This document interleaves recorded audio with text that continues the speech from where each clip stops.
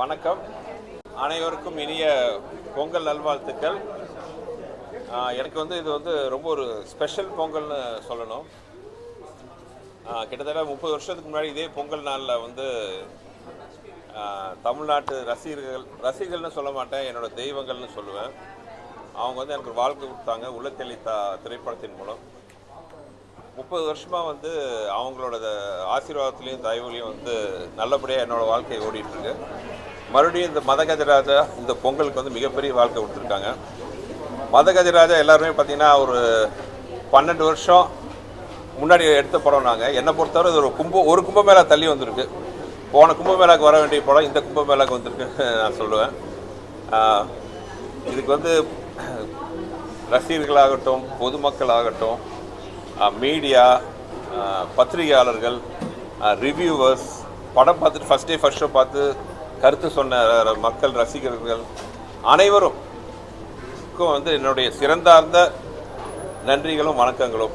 அதாவது எனக்கு 2 நாளாக என் ஒய்ஃப் தான் சொல்லிட்டுருந்தாங்க, கண்ணில் கண்ணீரோடு தான் இருந்தேன் நான் ஏன் அந்த ரிசப்ஷன்லாம் பார்த்து. அதாவது கிட்டத்தட்ட 100% ஒரு பாசிட்டிவான ரிவ்யூ வந்த படம்னு பார்த்தீங்கன்னா எனக்கு தெரிஞ்சுதான் முதல் படம். என் படம்னு நான் சொல்கிறேன்.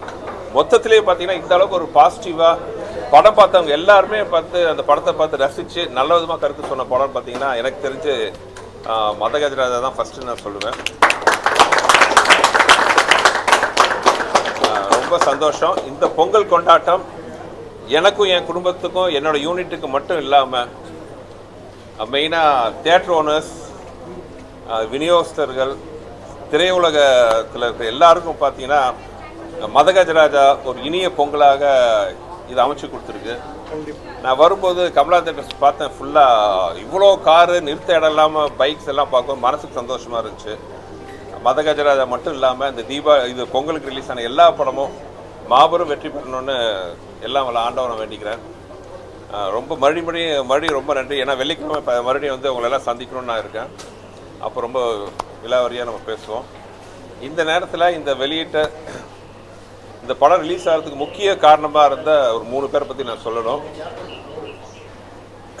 ஒன்று நான், ப்ரொடியூசர் திரு மனோகர் பிரசாத் அவர்கள், அப்புறம் திருப்பூர் சுப்பிரமணியன் சார், அப்புறம் திரையுலக பெரியவர்கள் எல்லாருமே கூடி இந்த படத்தை ரிலீஸ் பண்ணுறதுக்கு என்னெல்லாம் முயற்சி எடுக்கலாம் நாங்கள் கஷ்டப்பட்டு இருந்த நேரத்தில் நான் சொன்ன ஒரே வார்த்தைக்காக முழு நம்பிக்கையுடன் என்னை நம்பி இந்த படத்தை வெளியே வர்றதுக்கு மிகப்பெரிய ஒரு உதவி செய்த எனது மதிப்பிற்குரிய என் அண்ணன் திரு ஏசி சண்முகம் சார் அவர்கள், ஏசிஎஸ் அருண் அவர்கள், எல்லா வகையிலும் அதுக்கு உறுதுணையாக இருந்த மதன் அவர்களுக்கு இந்த நேரத்தில் தேங்க்ஸ் சொல்லிக்கிறேன். இந்த வெற்றியில் எனக்கு எந்த அளவுக்கு பங்கு இருக்கோ அதே அளவு பங்கு அவங்களுக்கு இருக்குது. ஸோ மறுபடியும் சொல்கிறேன், தமிழக மக்களுக்கும் ரசிகர் பெருமக்களுக்கும் எனது சிறந்தார்ந்த நன்றி நன்றி நன்றி சார்.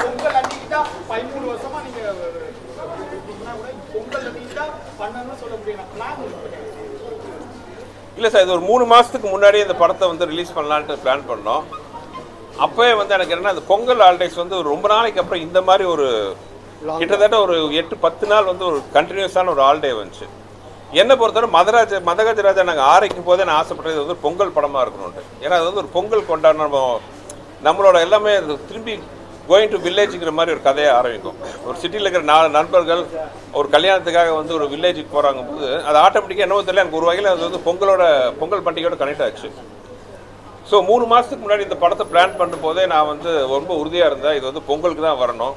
அதுக்கான எந்த ரிஸ்க், எந்த படம் வந்தாலும் அந்த ரிஸ்க் எடுக்கிறதுக்காக நான் தயாராக இருந்தேன்.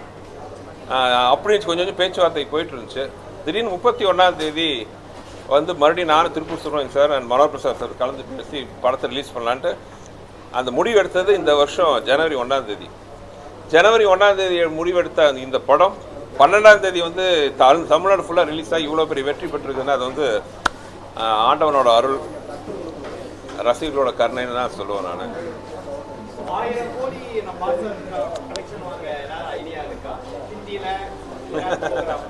இப்படிலாம் வாய் விட்டு நான் மாட்டிக்க தயாரா இல்லை. 1000 கோடிலாம் படம் நல்லபடியாக ஜெயிச்சு எல்லாத்தையும் சந்தோஷப்படுத்தினா அதுவே எனக்கு மிகப்பெரிய சந்தோஷம்.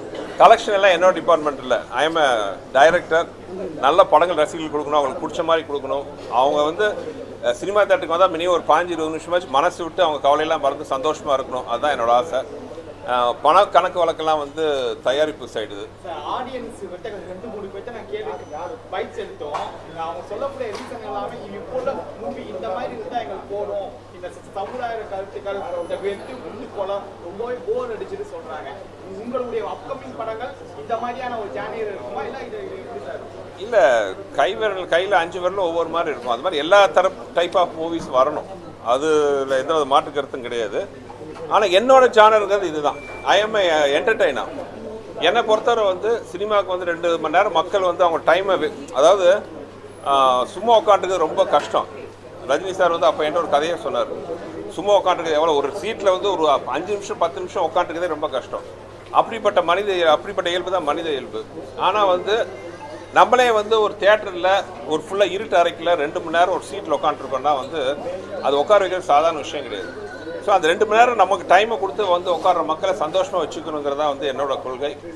அந்த வகையில் பார்த்தீங்கன்னா என்னுடைய படங்கள் எல்லாமே ஒரு சந்தோஷமான குடும்பத்தோடு உட்காந்து பார்க்கக்கூடிய என்டர்டெயின்மெண்ட் படங்களாக தான் இருக்கும். அப்படி தான் இது வரைக்கும் எல்லா படமும் எடுத்துகிட்டு இருக்கேன். என்னைக்காச்சும் இந்த ரூட் மாதிரி நான் அப்படி வேறு பக்கம் போனால் மக்களை மண்டையில் தட்டி உனக்கு தான் ஒரு இடம் கொடுத்துருக்குமே, உனக்கு ஒரு லைசன்ஸ் கொடுத்துருக்குமே என்ன என்டர்டெயின் பண்ணுறதுன்ட்டு தட்டி ஒரு படத்தை தோற்க வச்சு மறுபடியும் என்னோடய ரூட்டுக்கு கொண்டு வர வச்சுடுறாங்க.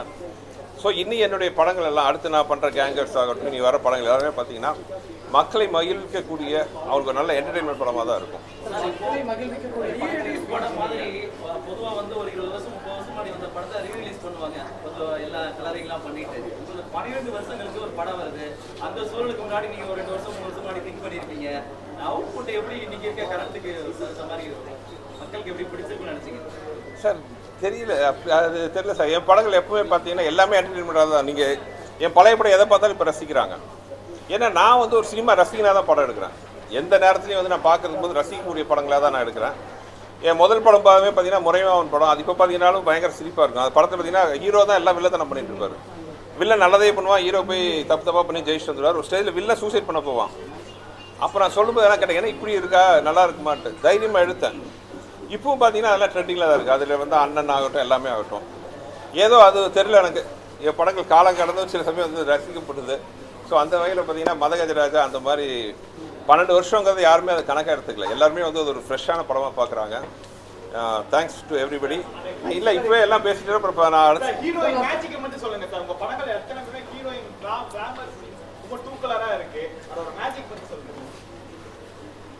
அதாவது ஹீரோ வந்து 2 கையா தூக்கக்கூடிய சீன்ஸ் வந்து தியேட்டர்ல விசில் சத்தம் பறக்குது, அந்த மேட்சுக்கே சொல்லுங்க. என்ன சொல்றதுன்னு தெரியல. அது என்ன தெரியல, என் படம் அது விட்டுருங்களேன், அதை பேசலாம். தேங்க்யூ எல்லாம். அதாவது என்னை பொறுத்தவரை அது ஒன்றே தாங்க. அதாவது ஹீரோயின் சொல்கிற மாதிரி நான் சொல்கிறேன், படத்தில் வந்து கிளாமர் இருக்கலாம், வல்காரிட்டி இருக்கக்கூடாதும்பாங்க. அது சிம்பிள். அதான் அதுக்குள்ள அது அஜித் சார் படத்தில் வர மாதிரி அது ஒரு மெல்லிய கோடு தான். அதை தாண்டாமல் பார்த்துக்கணும். அது அதாவது பெண்களும் ரசிக்கிற மாதிரி, அவங்களும் வந்து ரசித்து பார்க்குற மாதிரி வந்து ஒரு அழகியலாக எடுத்துட்டோம்னா அது வந்து ரொம்ப நல்லாயிருக்கும்.